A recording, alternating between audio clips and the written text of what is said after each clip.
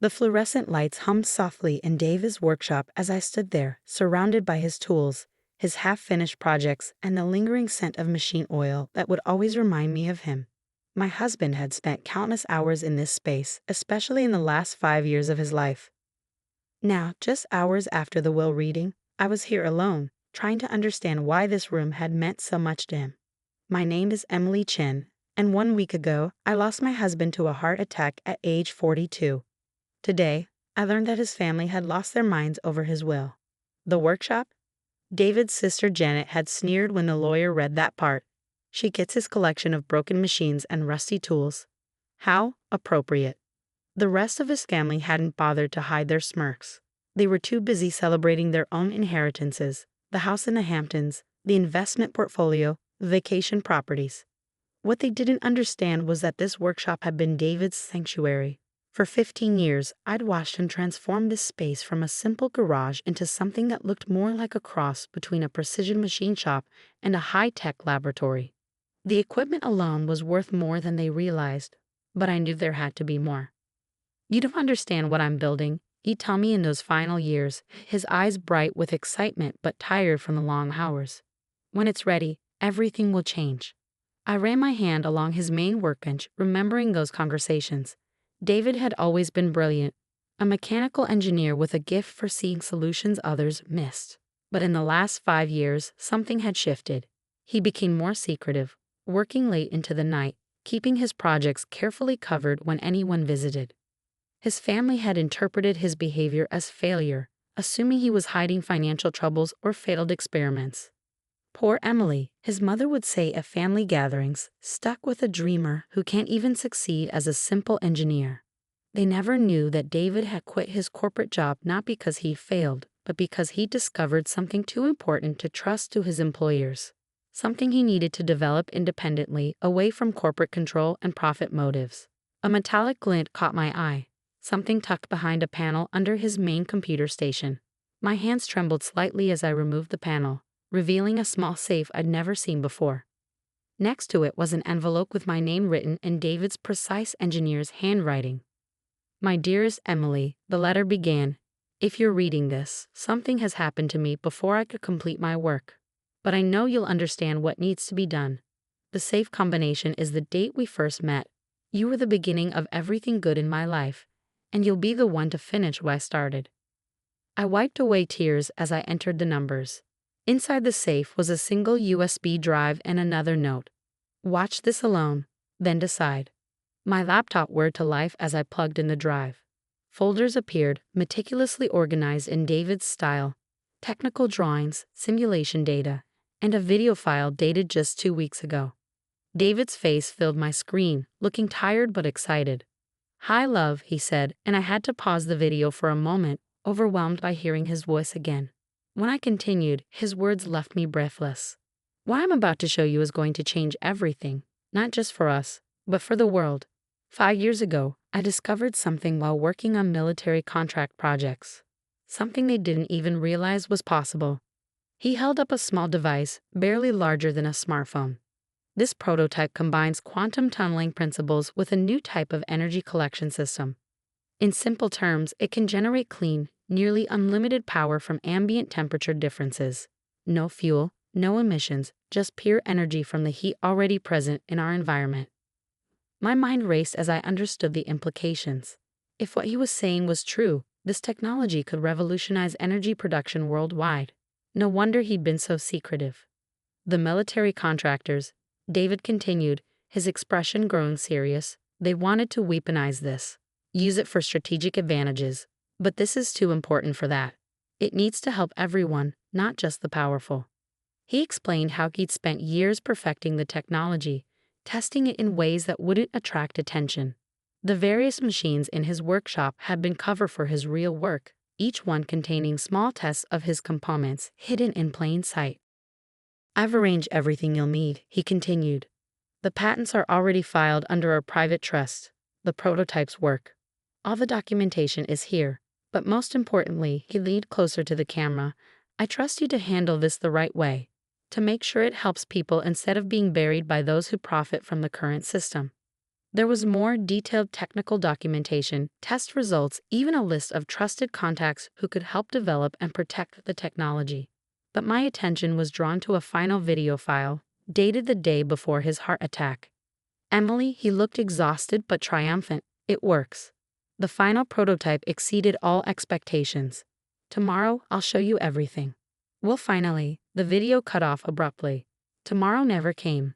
Instead, I got a call from his workshop's security system, alerting me that his vital signs had flatlined. By the time the ambulance arrived, he was gone. Now, sitting in his workshop surrounded by what his family thought was worthless junk, I understood the true magnitude of his legacy and the responsibility that came with it. A text message buzzed on my phone. Janet, dear, we've been thinking. We'll take that cluttered workshop off your hands. Say $5,000. Better than dealing with all that mess. I set the phone aside without replying. First, I needed to understand exactly what David had created. His notes mentioned a trusted team, engineers and scientists who had helped him in secret. I needed to find them. But most importantly, I needed to protect this discovery from those who would bury it. The same forces that had made David so cautious would soon realize what he'd achieved. His family's disdain had actually given us an advantage. No one was looking too closely at the worthless workshop. I began carefully documenting everything, following David's meticulous organizational system. His last 5 years of work were a testament to both his genius and his vision. While others saw scattered tools and random projects, he had built something revolutionary. A soft beeping drew my attention to one of his covered machines. The status light was green. The final prototype was still running, still generating clean power exactly as he'd designed it. Even after his death, his creation continued to work, continued to prove what was possible. I touched the machine gently, feeling its subtle vibration. I understand now, love, I whispered. And I promise, your work will help people just like you wanted. The workshop light seemed brighter somehow, illuminating years of careful development, of hidden brilliance, of a vision too important to abandon.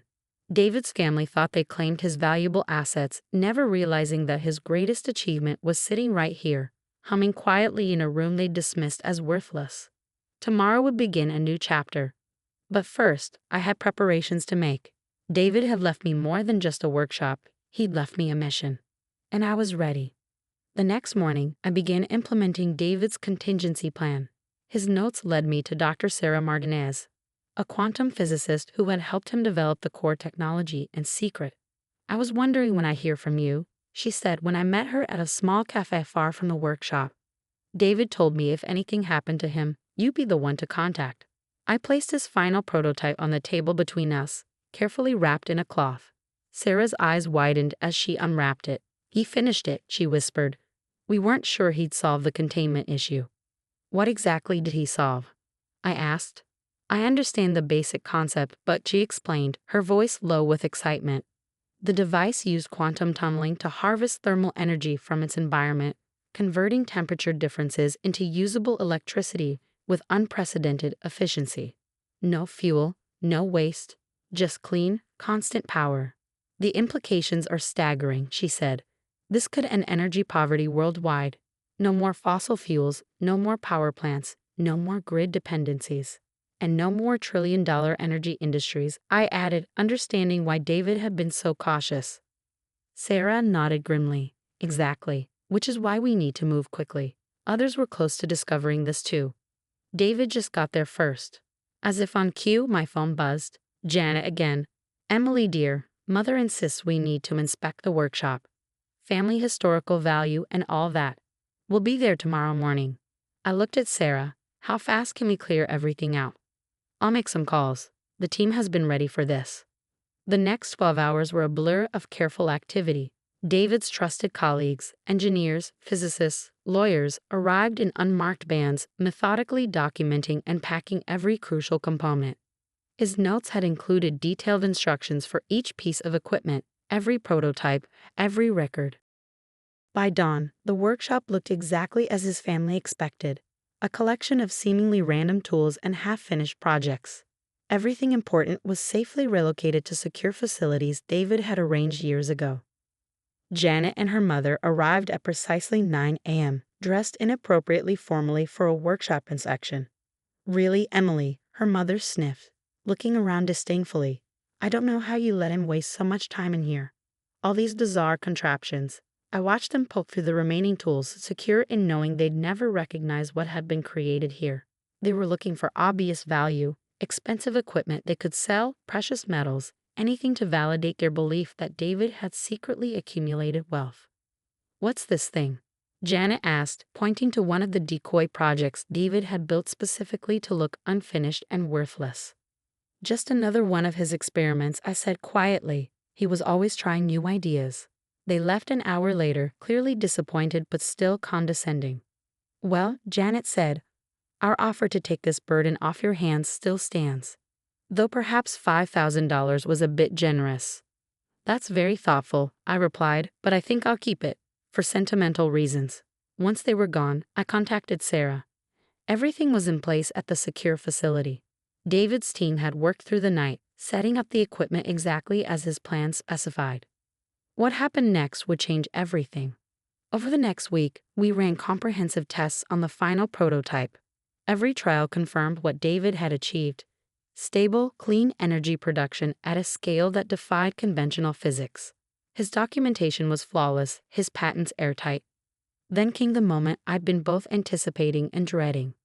We needed to take a technology public before someone else developed it with less altruistic intentions. I chose the venue carefully, a renowned technical university with a track record of ethical innovation. The presentation was scheduled, invitations sent to carefully selected scientists, journalists, and industry experts. The morning of the demonstration, Janet sent one final text. Heard you're doing some sort of science presentation. Don't embarrass the family more than you already have. I didn't reply. In a few hours, embarrassment would be the last thing on their minds. The auditorium was packed. Sarah and I had prepared meticulously, knowing that skepticism would be our biggest initial hurdle. The device sat on a table, humming quietly, powering the entire presentation setup without any external input. Ladies and gentlemen, I began.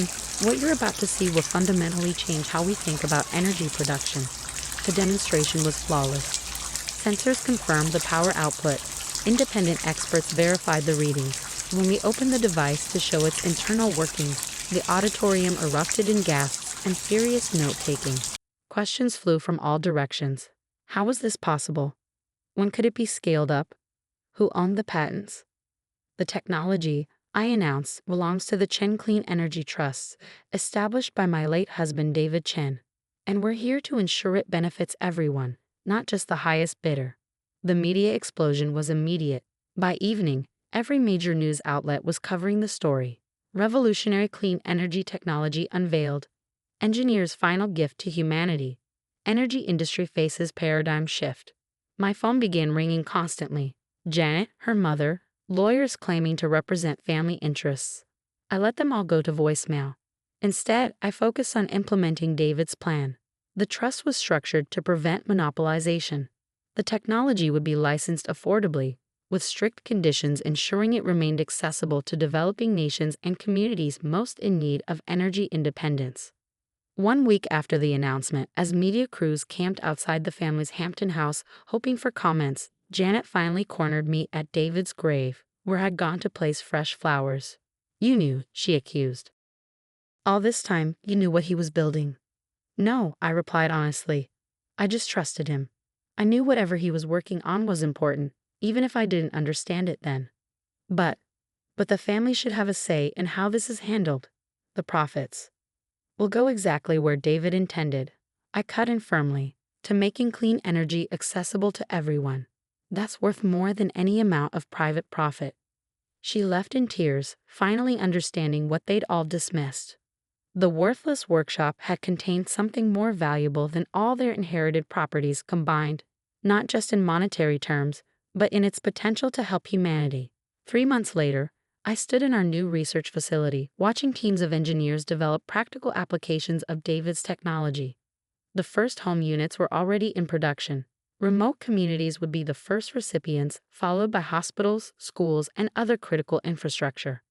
Sarah joined me, holding up a tablet showing the latest test results. He would be proud, she said softly, not just of the technology, but of how you've handled everything. I nodded, thinking of the small prototype that still sat in my office, the first one that had shown me what David had achieved. His family had wanted quick profits and easy assets. They never understood that true value isn't always obvious, that the greatest legacies aren't always the ones you can put in a bank account. The facility hummed with activity.